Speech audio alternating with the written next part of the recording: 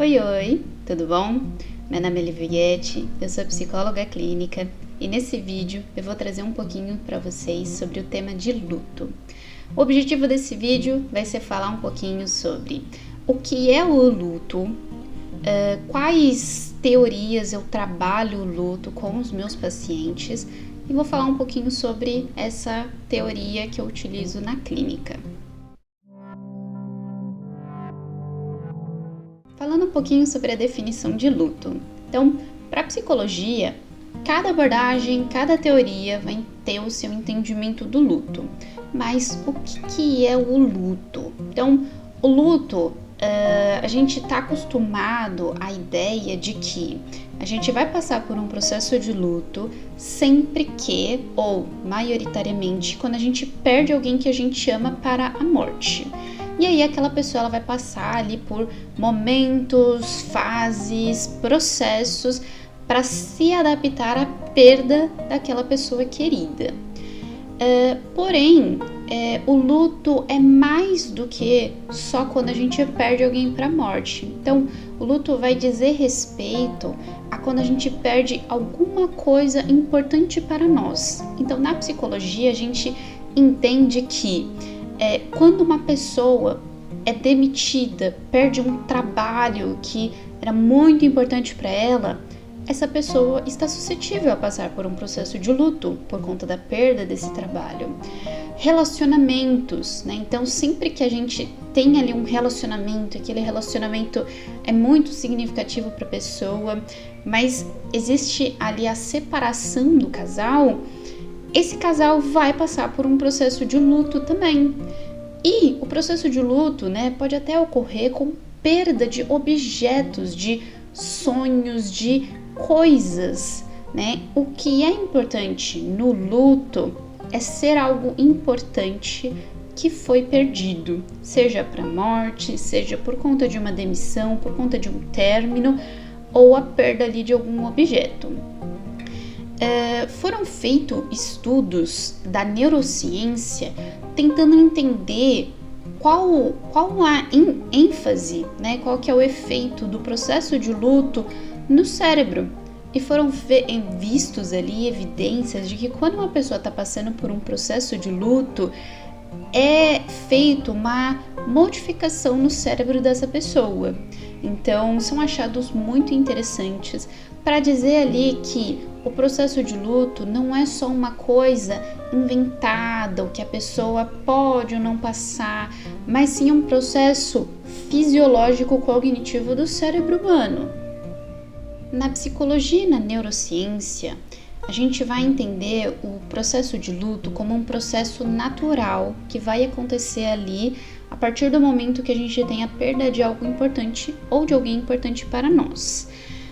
No DSM, que é o Manual Diagnóstico Estatístico de Transtornos Mentais, que é utilizado tanto pelo psicólogo, quanto pelo médico, quanto pelo psiquiatra, a gente vai ter ali o citar, né, do processo de luto também como uma possibilidade de transtorno. Então, quando a pessoa ela está passando por um processo de luto, né, mas se identifica que esse processo está intenso demais, prolongado demais, o DSM ele abre ali um parênteses para um tipo de transtorno de adaptação chamado transtorno do luto complexo persistente. Então a gente vai estar dizendo respeito ali a pessoas que estão num luto muito prolongado e complexo e estão ali com essa déficit adaptativa, tá?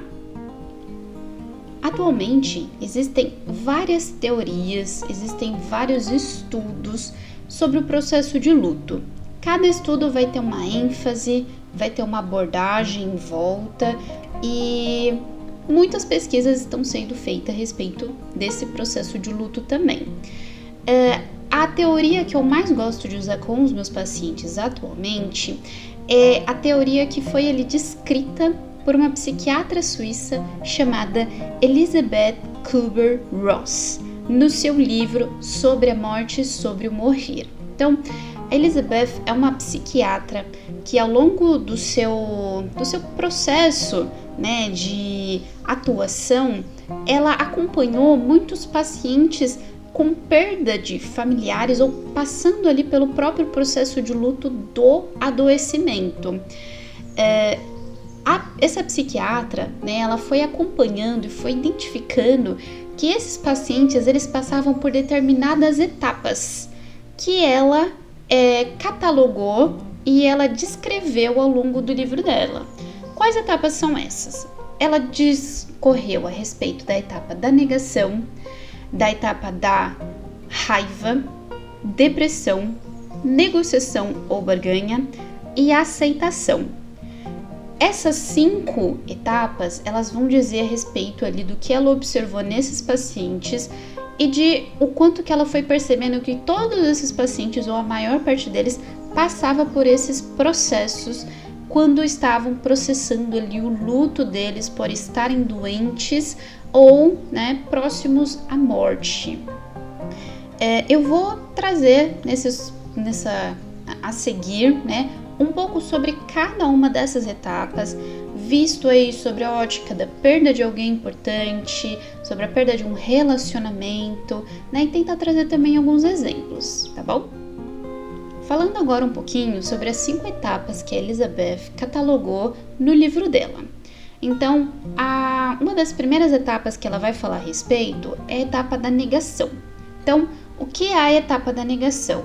Se a gente for pensar num processo em que a pessoa perdeu alguém para a morte, a gente está falando daquela pessoa que não consegue acreditar que a pessoa se foi. Então a pessoa, ela se nega a aceitar esse fato. É quase como quando aquelas pessoas falam, a ficha não caiu. Eu não entendi, não consegui absorver que aquela pessoa não está mais aqui. Parece que ela está viajando, parece que ela vai voltar logo, logo. Então, nessa etapa a gente está falando da negação, tá? E esse é um dos processos mais comum ali quando a gente passa pela perda, né, de alguém ou de alguma coisa muito importante para nós. Outro exemplo dessa etapa é quando a gente pensa no processo de negação em um relacionamento, né, num término de relacionamento. Então a gente pode ver esse processo quando um dos dois envolvidos ali no relacionamento não aceita o término. Então não aceita que a outra pessoa terminou, continua indo atrás, continua ligando, continua mandando mensagem, né? E aquilo acaba trazendo muito sofrimento para a pessoa que está tentando seguir em frente por conta que esse relacionamento já terminou, tá?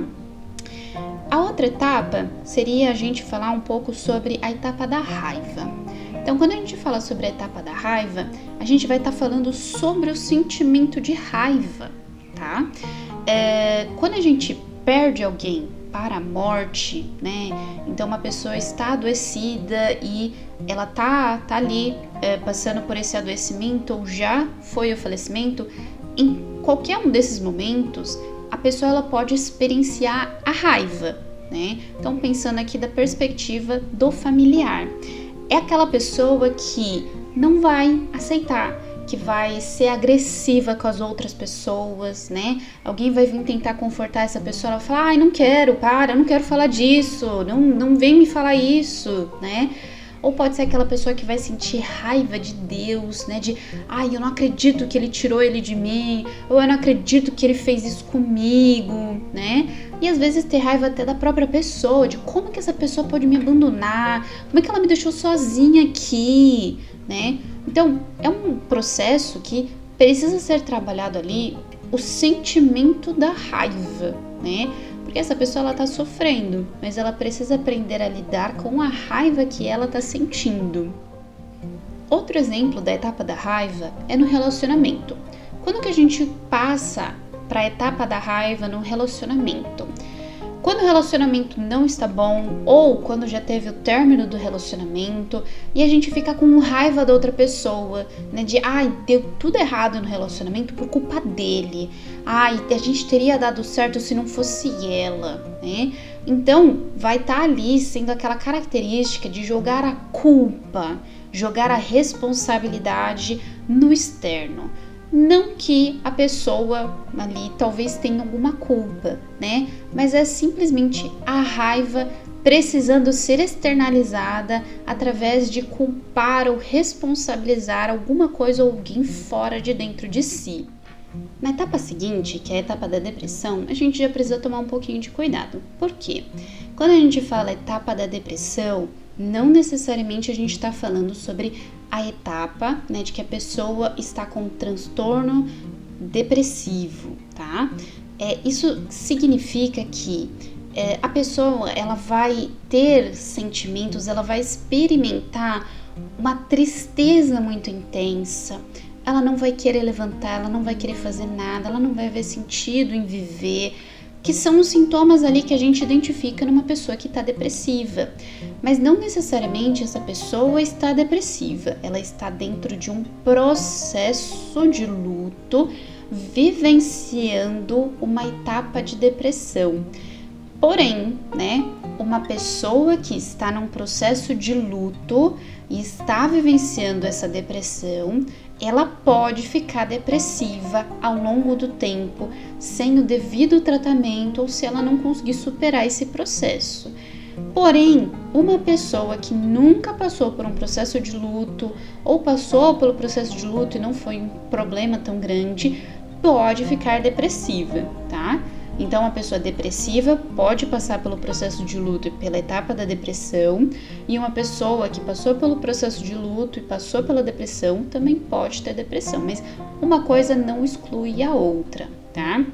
Então, no processo ali da pessoa que é um familiar ali de uma pessoa adoecida que faleceu, né? A gente vai entender esse processo com a pessoa ali triste porque essa pessoa vai embora ou porque ela está morrendo, passando ali pela tristeza, pela apatia, pela falta de motivação de continuar vivendo sem a pessoa estar mais aqui, né?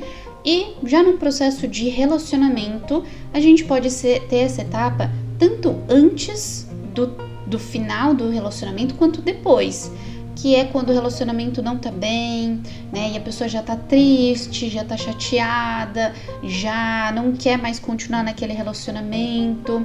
Após o término, é aquela pessoa que vai ficar muito triste, que vai achar que nunca mais vai encontrar alguém bom na sua vida, nunca mais vai ser feliz do mesmo jeito que foi antes, não quer mais sair, não quer mais encontrar ninguém, tá? Então, essa etapa ela vai dizer respeito a essas características. Na etapa da negociação ou barganha, a gente já vai ter um tipo diferente de característica. Então, nessa etapa, a gente vai estar dizendo respeito a tentativas de negociação para não ter a perda dessa coisa importante para a gente, tá? Então, se a gente for pensar num exemplo, né, de um familiar ali que tem uma pessoa adoecida, a gente vai estar falando a respeito de uma pessoa que vai tentar negociar, né, com os médicos, não, porque ela vai fazer esse tratamento e ela vai sobreviver, vai dar tudo certo, ela vai conseguir se recuperar, vai se curar dessa doença, né? Ou com Deus também, né? Não, porque eu vou rezar todo dia e essa reza vai ser o que ela precisa para superar essa dificuldade, né? E até às vezes com a própria pessoa, né? De, não, porque você vai superar isso, né? E o que essa negociação com, digamos assim, de várias formas, né, para tentar fazer com que não haja essa perda, né? No relacionamento, a gente já vai ver muito mais nitidamente essa etapa, né? Porque a gente vai ver essa etapa correlacionada ali com a termina, volta de relacionamentos, né? Que a pessoa termina, mas daqui 2 dias volta, daqui 1 mês volta, daqui 2 semanas volta, né? E o relacionamento não tá funcionando, mas continua essa negociação, né? De, mas eu vou mudar, ou ele vai mudar, ou ela vai mudar, né? E continua insistindo ali numa coisa que não tá funcionando, não tá dando certo. Por último, a gente tem a etapa da aceitação. Então, na etapa da aceitação, o nome já diz aí o que é essa etapa. Então, a gente buscar aceitar, né, a perda dessa coisa importante pra gente, né? Então, a perda dessa pessoa que vai ser importante pra gente, a perda de um relacionamento que foi importante pra gente, tudo que significa pra gente aquilo, a perda de um emprego, de um trabalho, ou às vezes até de um objeto que é importante pra gente. Então, o aceitar, ele não significa que vai parar de doer a perda, tá? O aceitar, ele vai estar dizendo respeito a gente conseguir conviver com essa dor e essa dor passar a doer menos. A gente entender esse processo, entender essa perda e se fortalecer com essa situação, tá? Então, o processo de aceitação, ele entrou como última etapa aqui na minha explicação, mas de forma nenhuma ele é o último no processo de luto, tá? Por quê? A Elizabeth, ela trouxe que essas etapas, elas não são lineares. Então a gente não passa por uma, depois vai para outra, depois vai para outra, depois vai para outra e por último chega na aceitação. Elas são intercorrelacionadas. Então, o tempo todo a gente está vivenciando as etapas repetidamente, às vezes ao mesmo tempo, e isso não tem data de validade. Então, não é um processo que, você vai passar por 2 meses nesse processo, depois você tá curada, você tá bem, tá? Então, o processo de luto não é uma coisa que a gente supera através do esquecer, através do, eu segui em frente, não me incomoda mais. Isso não é o superar no processo do luto, tá? Existem pessoas que vão conseguir cicatrizar bem, vão conseguir lidar bem com esse processo de luto. Tem pessoas que já não, que vão sempre sentir a falta, a saudade. Em datas comemorativas aquilo vai doer e tá tudo bem. Por quê? O processo de luto é a gente entender que a gente pode ter perdido aquilo que foi importante pra gente. Então a gente pode ter perdido alguém que a gente amava ou alguma coisa que foi importante pra gente, um relacionamento, né? Mas que a gente perdeu fisicamente aquilo, mas que o que ficou, né, que são as memórias e o amor que a gente tinha por aquilo, vai sempre permanecer com a gente, porque ninguém tira a nossa memória e ninguém tira o sentimento, o amor que foi sentido pela pessoa falecida, daquele relacionamento que a gente teve, tá? E é entender que pode ser que sempre doa um pouquinho, pode ser que sempre vá ser lembrado com um pouco de tristeza, mas esse é o ponto, né? Tá tudo bem doer um pouco, mas se tá doendo muito, tem alguma coisa errada. Não foi bem trabalhado esse processo, porque é importante que a gente entenda que vai doer, mas que essa dor não incapacite a gente e a gente seja capaz de seguir em frente, continuar a nossa vida, fazendo o que a gente precisa, vivendo o que a gente precisa e seguindo, né, o que a gente precisa seguir para frente, tá? Então, isso é um pouco do que eu trago para os meus pacientes sobre o processo de luto, e cada processo de luto é um processo, então não tem como aqui, né, falar todas as nuances de que é o processo de luto.